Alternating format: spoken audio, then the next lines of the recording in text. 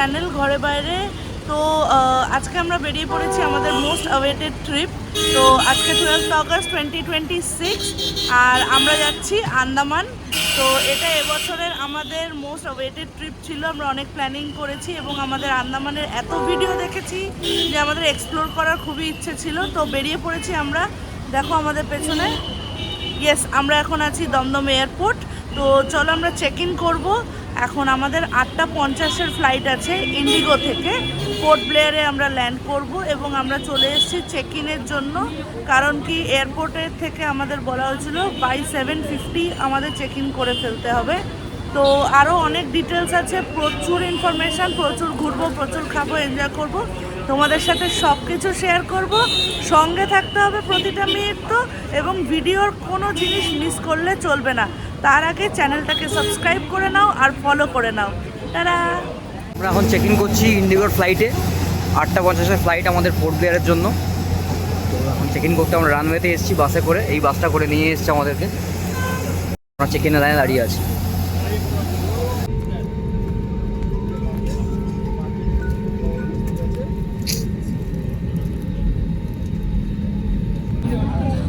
Fresh air খুঁজি আমরা পাহাড়ে গিয়ে, আর এখন আমরা বেরিয়েছি ফ্রেশ জল, নীল সমুদ্রের খোঁজে। সেটা আমরা চলে যাচ্ছি আন্দামান। আমরা ফ্লাইটে উঠে পড়েছি। তো আমাদের চেকিং হয়ে গেছে, বোর্ডিং হয়ে গেছে। আমরা আমাদের সিটে বসে পড়েছি। আমাদের সিট নাম্বার ছিল 21A আর 21B। আমরা দুটো সিট নিয়েছিলাম। আপনাদের বলে দিই, আমরা যখন ফ্লাইট বুক করছিলাম আমাদের এক একজনের টিকিটের খরচা পড়েছে সামওয়্যার অ্যারাউন্ড 5899-এর কাছাকাছি। সিটের মধ্যে আমরা একটা সিট পেয়েছি ইনক্লুডিং, একটা আমরা নিয়েছি। আপনি যদি সিট কস্ট দিয়ে কেনেন দেন আপনার প্রাইসিং পড়বে within 350 to 550 as per the seat preference. ঠিক আছে? তো এবার ফ্লাইট ছাড়বে হচ্ছে আমাদের আর 10-15 মিনিটে টেক অফ করবে। তো টেক অফের সময়টা আমার একটুখানি প্রবলেম হয়, বাট স্টিল কিছু করার নেই। তো টেক অফ করবে, তারপরে 11টায় আমরা ল্যান্ড করব। ততক্ষণ ফ্লাইট মোডে থাকবে। মাঝখানে খুব ভালো ভালো দৃশ্য আমরা পাবো, হয়তো সেটা আপনাদের দেখানোর চেষ্টা করব। আমরা চলে যাচ্ছি কলকাতা ছেড়ে সুদূর সমুদ্র এবং মহাসাগর পেরিয়ে আন্দামান। স্বপ্নের জায়গা, বলা হয় বাঙালিদের মলদ্বীপস। তো চলুন পৌঁছে গিয়ে আপনাদের দেখাবো যে আমরা কীভাবে এই ট্রিপটাকে পুরো এনজয় এবং করছি। পুরো আইটেনারি থাকবে আপনাদের জন্য, এন্ড টু এন্ড। কোথায় থাকছি, কীরকমভাবে ঘুরছি, কোথায় কত টিকিট প্রাইস, সেলুলার জেল কীরকম দেখবো, cellular jail light and sound show দেখবো, সমস্ত ডিটেলস পাবেন আপনারা। শেয়ার করবো এবং সব প্রাইসিংও আপনাদের সাথে দিয়ে দেবো। এবং আমরা কোনো হোটেলের রেফারেন্স বা কোন হোটেল সবই আপনার ভিডিওর নিচে লিঙ্কে থাকবে, আপনারা সেখান থেকে রেফারেন্স পেয়ে যাবেন। চলো।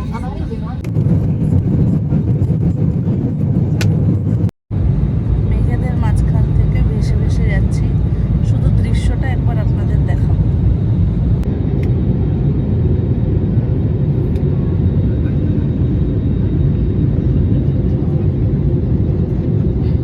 এখন বাজে 10:55 আর আমরা পৌঁছে গেছি port ব্লেয়ারে, Veer Savarkar international airport. Vijayapuram पहुंच गए हैं। श्री विजयपुरम एक सैनिक हवाई अड्डा है। सरकारी कृपया ध्यान दीजिए, सभी यात्रियों से निवेदन है अपने स्थान पे बैठे रहें और कुर्सी की पेटी बांधे रखें। আমরা পৌঁছে গেছি আন্দামানে port ব্লেয়ারে, Shri Veer Savarkar international airport. এই আমার পেছনে वीर सावरकर ইন্টারন্যাশনাল এয়ারপোর্ট।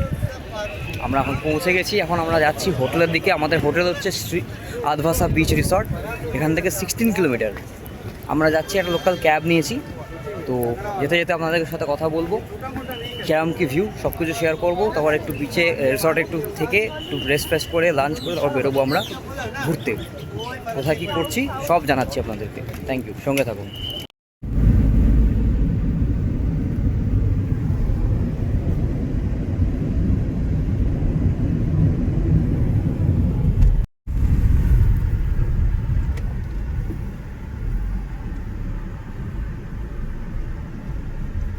বাসা স্পা বিচ অ্যান্ড স্পা রিসোর্টে চেক ইন করছি। এটা হচ্ছে রিসেপশন এরিয়া। সো এখানে এখন আয়েশা চেক ইন প্রসিডিওর করছে। সো আপাতত এটুকুই লুকস আমরা দেখতে পেয়েছি, বাকিটা এখনও দেখতে পাইনি কিছু। ভেতরে যাব, রুম শেয়ার করব, কেমন কি রুমের ডিটেলস সব কিছু, ভাড়া, ট্যারিফ সব কিছু শেয়ার করবো তোমাদের সাথে। সঙ্গে থাকো। এখন বাজে 12টা। তো আমরা 1-1.5 ঘন্টা একটু টাইম নিয়ে ফ্রেশ হয়ে তবে বেরোবো। সাইট সিনের জন্য।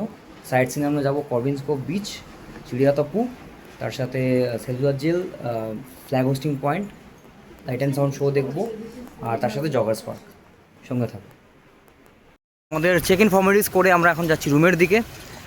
রুমটা কীরম দেখাচ্ছি, আগে ভিউটা দেখুন, কি সুন্দর ভিউ, পুরো গ্রিনারিজ। এখানে সুইমিং পুল আছে, আর সবচেয়ে বড় যেটা অ্যাডভান্টেজ সেটা হচ্ছে প্রাইভেট বিচ আছে আমাদের রুমের অ্যাডজাসেন্ট, রুমের সাথেই বলে দিয়েছে।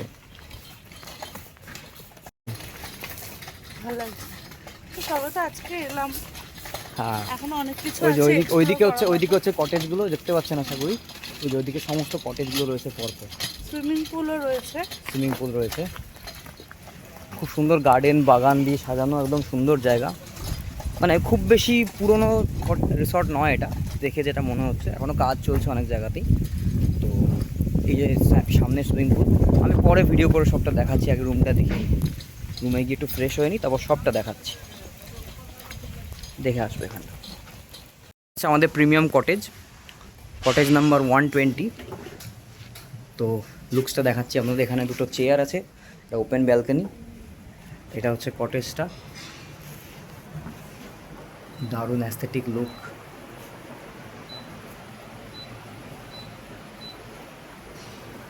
আর টিভি আছে, সুন্দর মিরর, বেড। मेन्यू कार्ड है क्या? मैंने कर रही है ओके। सबका नंबर इधर ही है। अच्छा, आप कहाँ से हो? हम नेपाल से। ओह अच्छा।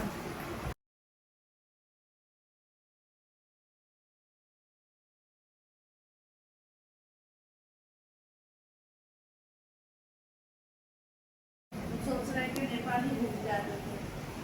ठीक है, फिर कभी এখানে সুগার স্যাশে রাখা আছে, চা কফি সব ব্যবস্থা করা আছে। এটা জল দিয়ে গেছে। এটা হচ্ছে একটা আলমারি, স্লাইডিং ওয়ার্ড্রোব, জামা কাপড় রাখার।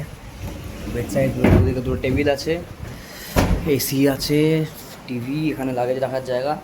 ওয়াশরুমটা দেখাই। ওয়াশরুমে ফার্স্ট যেটা অ্যাট্রাকশন সেটা হচ্ছে একটা বাথটাব আছে। ফার্স্ট টাইম একটা বাথটাবওয়ালা একটা রিসর্ট পেয়েছি, যার সাথে সুন্দর সব কিছু দেওয়া আছে, সাবান, শ্যাম্পু। এদিকে আচ্ছা, আপনার আমি আরেকটা জিনিস আমি বলে দিই, হ্যাঁ আমি দেখিয়ে দিই। হ্যাঁ এই যে রুমটা আপনারা দেখতে পাচ্ছেন, ঠিক আছে, এই রুমটার ট্যারিফ, মানে আমরা যেহেতু প্যাকেজ নিয়ে এসেছি, তাই জন্য আমাদের এটা ইনক্লুডেড প্যাকেজের মধ্যে আছে, কারণ আমাদের মেম্বারশিপ নেওয়া আছে।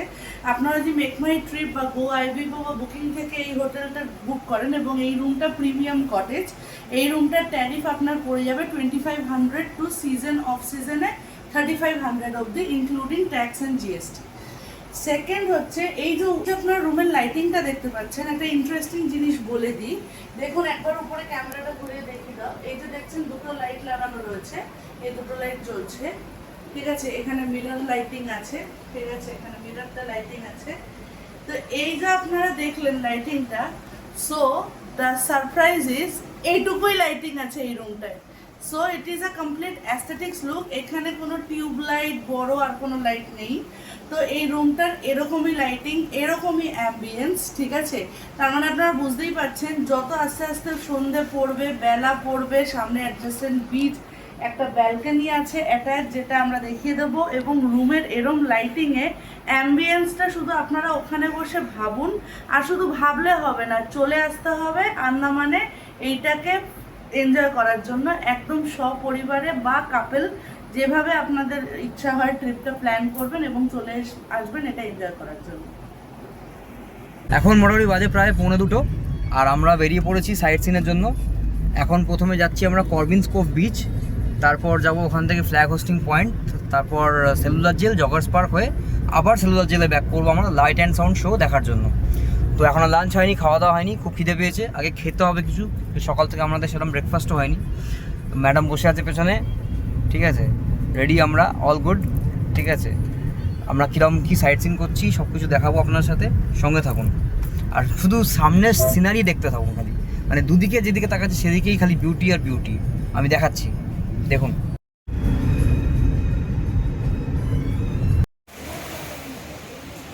এই বিচে ওয়াটার অ্যাক্টিভিটি হয়, বাট এখন প্রচণ্ড বৃষ্টি পড়ছে, তাই আমরা এখন এখান থেকে বেরিয়ে যাচ্ছি। আপনাদেরকে পরে সব দেখাচ্ছি, বৃষ্টির মধ্যে থাকা পছন্দ, ঠিক আছে। তো এখন বাজে মোটামুটি প্রায় 3টে। আমরা এসেছি করবিন্স কোভ বিচে। হালকা বৃষ্টি পড়ছে এখন এই মুহূর্তে, হালকা বৃষ্টির মধ্যে আমরা এসে গেছি করবিন্স কোভ বিচে। আপনাদেরকে দেখাচ্ছি পেছনের ভিউটা, দেখুন খালি।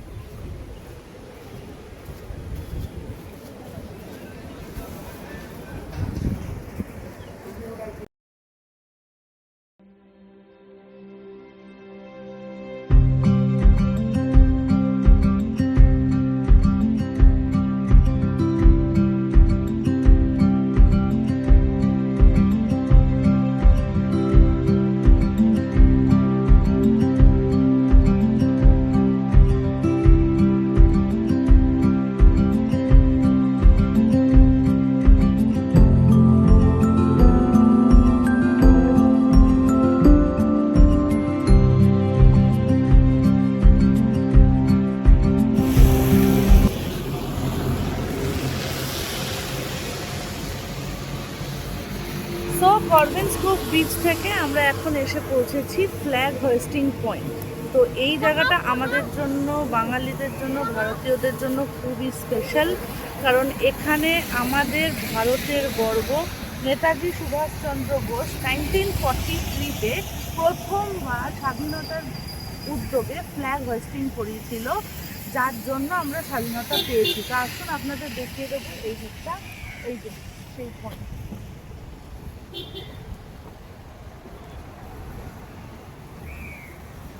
এটা হচ্ছে সেই ফ্ল্যাগ হোস্টিং পয়েন্ট যেটা দেখার জন্য আমরা এখানে এসেছি সবাই মিলে। আমরা একটু এগিয়ে যাব সামনের দিকে, ওখানে 1943 ফ্ল্যাগ হোস্টিং ওই জায়গাটা লেখা আছে, জায়গাটা দেখাবো। পেছনে একটা টেম্পল আছে যেটা আইয়াপ্পা টেম্পল। আমরা জানি না যেতে পারবো কিনা, কারণ এখন হয়তো বন্ধ আছে, কিন্তু টেম্পলটা আপনাদের দেখিয়ে দিচ্ছি।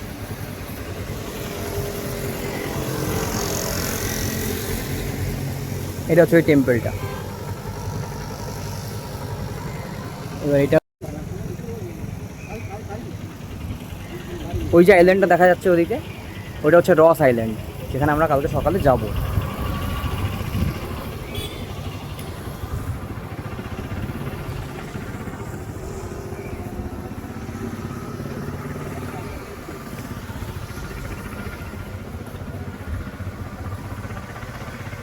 এটা দেখুন কত সুন্দর আন্দামান। আমাদের মলদ্বীপ যাওয়ার দরকার হয় না। আমাদের ভারতীয়দের কাছে আমাদের নিজস্ব সম্পত্তি, নিজস্ব নেচার, নিজস্ব দেখুন প্রকৃতি এত সুন্দর, এত সুন্দর আমাদের কাছে নিজস্ব আমাদের জিনিস রয়েছে। আমরা কেন বিদেশে যাব ঘুরতে? দেখুন এই হচ্ছে আমাদের ভারতের সৌন্দর্য।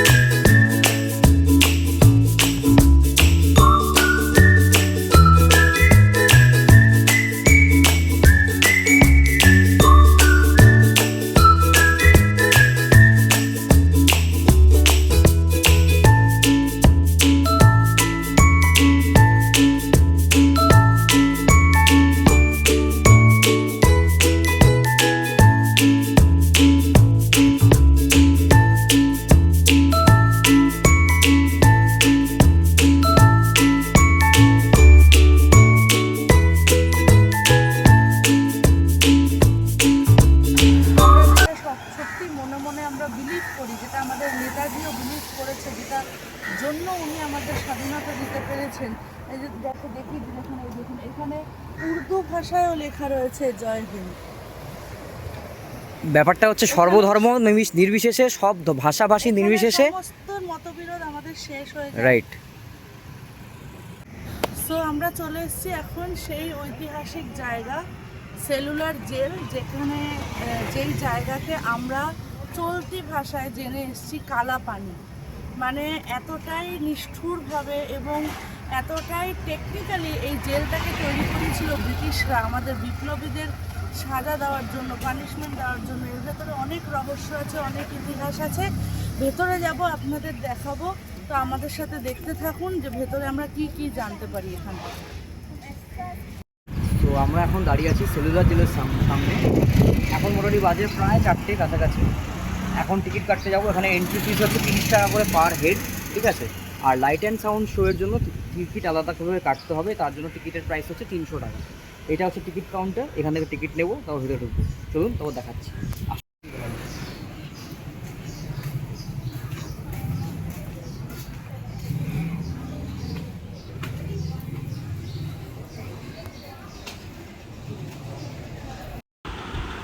এই সেই সেলুলার জেল, হাড় হিম হয়ে যাওয়া ঘটনার সমস্ত সাক্ষী, ইতিহাসের সাক্ষী, স্বাধীনতার সাক্ষী। এই হলো গিয়ে আমাদের সেলুলার জেল। এর ভেতরে প্রচুর রহস্য, প্রচুর ইতিহাস জড়িয়ে আছে। আমরা অনেক কিছু জেনেছি, আপনাদেরও জানাবো। এই সেলুলার জেল যেইভাবে তৈরি করা হয়েছিল এবং যেই ব্রিটিশরা যেইভাবে এর ভেতরে অত্যাচার করেছে আমাদের ফ্রিডম ফাইটারদের, এবং ভবিষ্যতে আরও জাপানিজরা এসেও তাদের ফ্যামিলি মেম্বার্সদের, ইভেন মহিলাদের, বাচ্চাদেরও এখানে আটকে রেখে অত্যাচার করেছে, তারই কথা।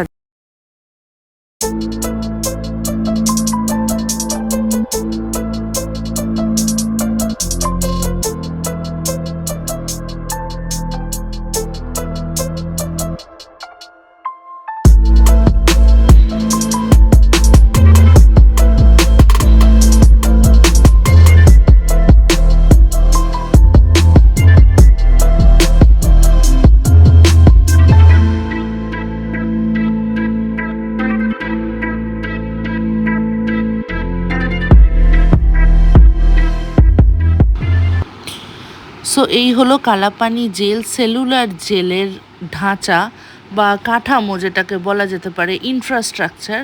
এই জেলের 7টি উইং, এবং 7টি উইংকে জুড়ে রেখেছে মাঝখানের একটাই সেন্ট্রাল ওয়াচ টাওয়ার। যেই ওয়াচ টাওয়ারে গার্ড দাঁড়িয়ে থেকে প্রতিটা উইংয়ে নজর রাখতে পারতো, সেই টেকনিক্যালিটিতেই তৈরি এই উইং। কিন্তু কোনো জেলের কয়েদি দেখতে পাবে না সেই গার্ডকে, সে যে ওখানে দাঁড়িয়ে আছে। তো এতটাই বুদ্ধি লাগিয়ে এটাকে তৈরি করেছিল ব্রিটিশরা।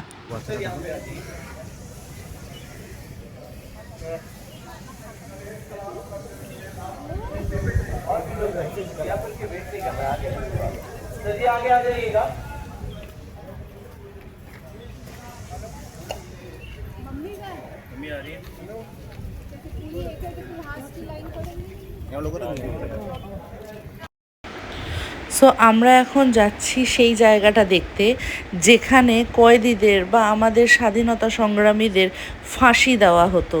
এই হলো সেই ফাঁসি কাঠের জায়গা, যেখানে 3 জনকে একসাথে ফাঁসি দেওয়া হতো। এই কাঠটা কিন্তু নতুন লাগিয়েছে, দড়িগুলো বলছে পুরনো, এবং নিচে যে বারটা আছে ওটা খুলে যেত এবং বডিটা তলায় চলে যেত, ঠিক আছে। একদম নেক ডেতে ফাঁসি দেওয়া হতো এইখানে 3 জনকে একসাথে। দেখুন আপনারা, এখানে আমরা চলে এসেছি যেখানে কলুর মতন করে কয়েদিদের দিয়ে তেল বের করা হতো, নারকেলের তেল। নারকেল ছাড়িয়ে 30 পাউন্ডের মতন তেল রোজ বের করতে দেওয়া হতো। এটাই ছিল এদের পানিশমেন্ট।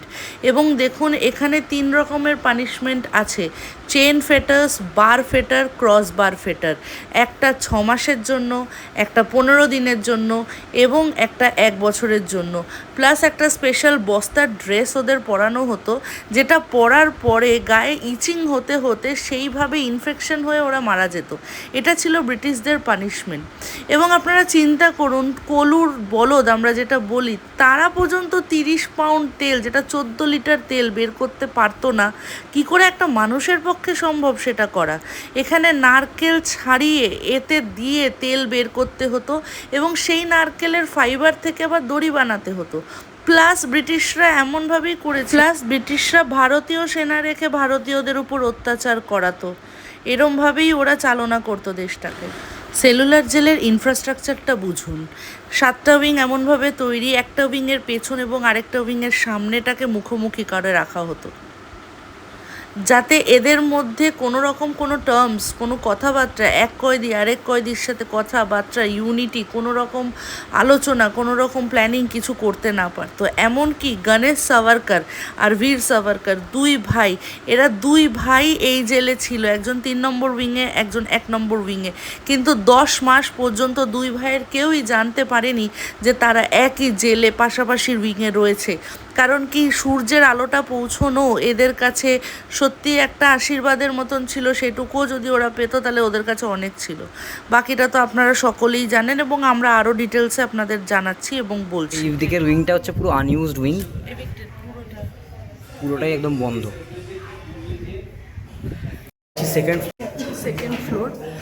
সেকেন্ড ফ্লোরের উইংয়ে লাস্ট সেলে বীর সাভারকরজিকে রাখা হয়েছিল, 50 বছর তাকে বন্দি করে রাখা হয়েছিল। আমরা সেটা দেখব। আমরা এখানে এসে যেটা অনুভব করতে পারছি যে আমাদের স্বাধীনতা পাওয়ার পেছনে বাঙালিদের কন্ট্রিবিউশন অনস্বীকার্য। মানে সত্যি কথা বলতে এই জায়গায় এসে রীতিমতো গায়ে কাঁটা দিচ্ছে, গুজবাম যাকে বলে, রীতিমতো গায়ে গুজবাম্স হচ্ছে, বিকজ এই জায়গাতে এত কষ্ট তারা পেয়েছেন। এই যে হচ্ছে সেলগুলো দেখুন, এই দেখুন সেলগুলো কাল দেখুন, কুঠুরি যাকে বলে, এই সেলগুলো দেখুন, দেখে এরকম বড় মনে হচ্ছে কিন্তু খুব একটা বড় কিন্তু নয়। আমরা ভিতরে ঢুকে দেখাবো। দেখুন ভেতরে ঢুকলেই কেরকম গায়ে কাটা দিচ্ছে এবং শিউরে শিউরে উঠছি আমরা, মনে হচ্ছে আমাদের চোখের সামনেই ঘটে যাচ্ছে সমস্ত ঘটনা। এবং 8 ফুট থেকে 10 ফুট উঁচুতে এরকম একটা জানলা এরা বানাতে, যাতে একে অপরের সাথে কমিউনিকেট না করা যায় এবং লাইটের আলো, সূর্যের আলো যাতে তারা দেখতে না পায়। এবং এই সেলগুলো দেখুন এমনভাবে টেকনিক্যালি তৈরি, ব্রিটিশরা বানিয়েছে। আমি ভেতরে আছি, তুমি লাগিয়ে দেখাও। বন্ধ করলে এই দেখুন, এগুলো বন্ধ করলে আপনার লকটা বন্ধ করলে এই লকটা কিন্তু এইখান দিয়ে আছে। দেখুন আমি নাড়াতে পারছি না লকটা, এই লকটা কিন্তু এখান থেকে আছে, মানে এইটা এখান থেকে লক করে দিলে এখানে লক হয়ে যাবে, এখানে তালা দিয়ে দেবে, তো কেউ চাইলেও খুলতে পারবে না। মানে আপনি হাত বাড়ালেও বা চাইলেও কিছু করতে পারবেন না। সবকটা সেলের মাপ সমান, তাই না?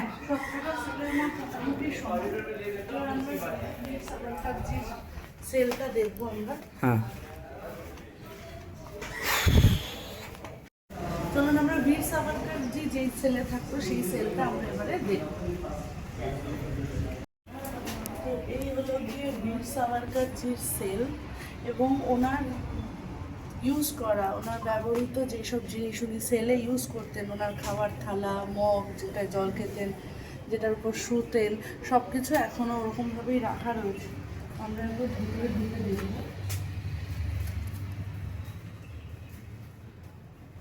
এই হচ্ছে ওনার নেম প্লেট, সব যেরকম অ্যাজ ইট ইজ রাখা রয়েছে। এই দেখুন, এতে উনি খাওয়া দাওয়া করতেন এই বাটিতে, এই থালায়, এবং এই কম্বলটাই উনি ইউজ করতেন। তো আপনারা দেখতেই পাচ্ছেন যে এটা দেখার পরে আমার নিজেরই গায়ে কাটা দিচ্ছে এবং মনে হচ্ছে উনি এখনো এখানে বসে আছেন এবং আমাদের জন্য লড়াই করে যাচ্ছেন।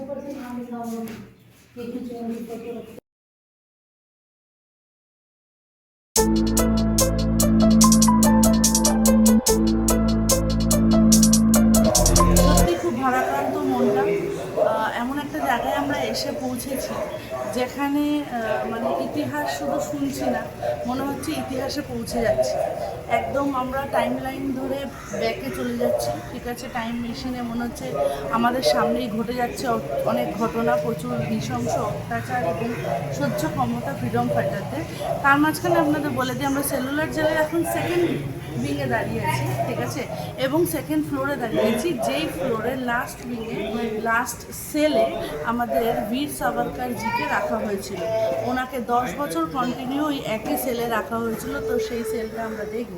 তার আগে আপনাদের দেখিয়ে দিই, এখানে দেখুন সমস্ত ফ্রিডম ফাইটারদের নাম এখানে ফলকে লেখা আছে। দেখুন পাঞ্জাব 2 জন, দিল্লি 2 জন, ইউনাইটেড প্রভিন্সে 11 জন, বিহার 2 জন, ঠিক আছে। কিন্তু আপনাকে দেখাবো কিন্তু আপনাদের দেখাবো বেঙ্গলের কন্ট্রিবিউশন, বাংলার ফ্রিডম ফাইটারদের কন্ট্রিবিউশন কতটা আছে এই দেশের স্বাধীনতার পেছনে, সেটাই আপনাদের দেখাবো।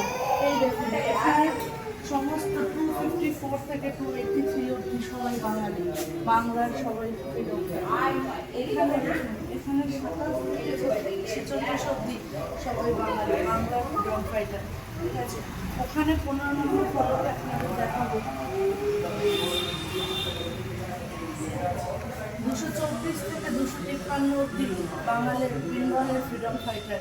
এখানে সমস্ত বেঙ্গলের ফ্রিডম ফাইটার, এই দেখুন 1 থেকে শুরু করে এখানে 12 অব্দি, তারপরে আবার এখানে 13 থেকে শুরু করে 43 অব্দি। তার মানে আপনারা বুঝতেই পারছেন বাঙালি ফ্রিডম ফাইটার, বাঙালিদের কতখানি কন্ট্রিবিউশন আছে, কতটা কষ্ট তাদের আছে এই দেশের স্বাধীনতার পেছনে। বেশিরভাগ 80 থেকে 90% বাঙালিরা আজকে আমাদেরকে স্বাধীন করে দিয়ে চলে গেছে। তাদের মধ্যে নেতাজি সুভাষচন্দ্র বোস, ক্ষুদিরাম বসু এবং আরও অনেকে আছে। ঠিক আছে, সকলের নাম, কিন্তু এরা যা সহ্য করেছে হয়তো আমরা হলে সেটা পারতাম না।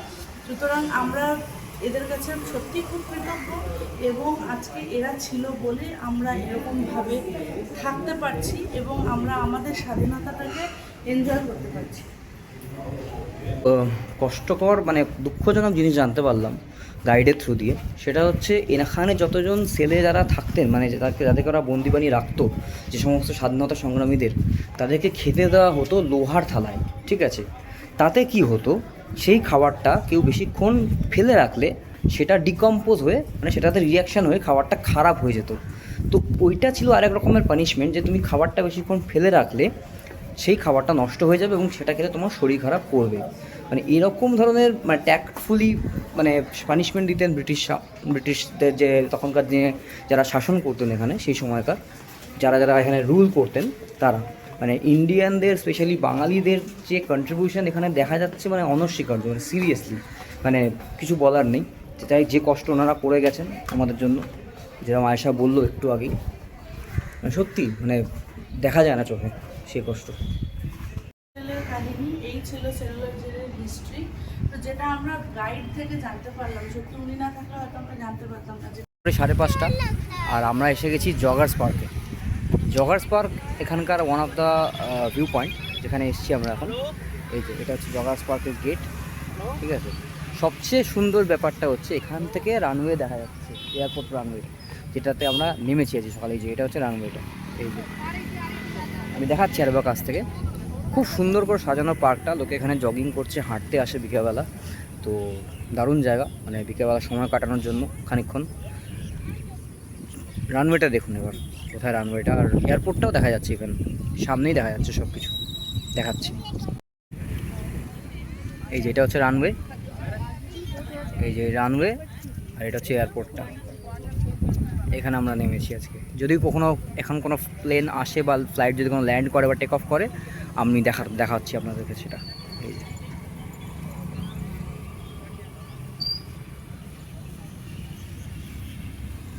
এখন বাজে সন্ধ্যে 7:30, আর আমরা এসেছি এখন সেলুলার জেলে লাইট অ্যান্ড সাউন্ড শো দেখতে। তো এবার আমরা অনলাইনে টিকিট কেটে রেখেছিলাম আগে থেকেই, 300 টাকা করে টিকিট। সেই টিকিট কেটে আমরা ভেতরে ঢুকবো এখন টিকিট দেখিয়ে। তো কেমন হচ্ছে দেখাচ্ছি আপনাদের, চলুন।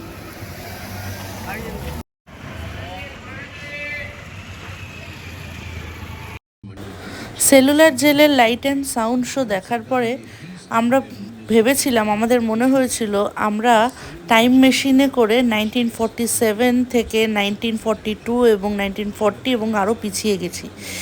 এই অভিজ্ঞতার পরে এবং এই অনুভবের পরে আমাদের আর কোনো কিছু ভাষায় বলে বোঝানোর মতন, মানে আপনাদের কাছে প্রেজেন্ট করার মতন কিছু নেই।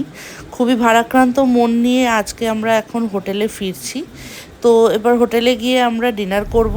তো সেলুলার জেলে লাইট অ্যান্ড সাউন্ড শোতে খুব বেশি ফটো ভিডিও করার পারমিশন থাকে না বলে আপনাদের খুব বেশি ডিটেলসে কিছু দেখাতে পারছি না, কিন্তু আপনারা নিশ্চয়ই বুঝতে পারছেন এবং এসে এখানে এনজয়। এখন বাজে মোটামুটি 9:30 বাজে। আমরা আজকে সমস্ত সাইট সিন করে চলে এসেছি। সেলুলার জেলের লাইট অ্যান্ড সাউন্ড শোটা দারুণ লেগেছে, মানে জাস্ট চোখ দিয়ে জল বেরিয়ে গেছে, গুজবাম চলে এসেছিলো। বিকজ এতটা কষ্ট দেখলাম, মানে এতটা স্ট্রাগল দেখলাম যারা ফ্রিডম ফাইটার ছিলেন তাদের সবার। সত্যি খুব ভালো লাগলো এবং খারাপও লাগলো অন্যদিকে। লাস্টে ন্যাশনাল অ্যান্থেম দিয়ে শেষ হলো। রুমে হোটেলে ফিরে আমরা ডিনার নিয়ে নিয়েছি। ডিনারে আমরা কী কী নিয়েছি সেটা বলে দিচ্ছি, দেখুন। তো ডিনার আমাদের এই হোটেলে কমপ্লিমেন্টারি ছিল। খুব সিম্পল রাতের খাবার নিয়েছিলাম, ডাল ভাত, ফ্রেঞ্চ ফ্রাইজ, পাঁপড় ভাজা, মাছের ঝোল।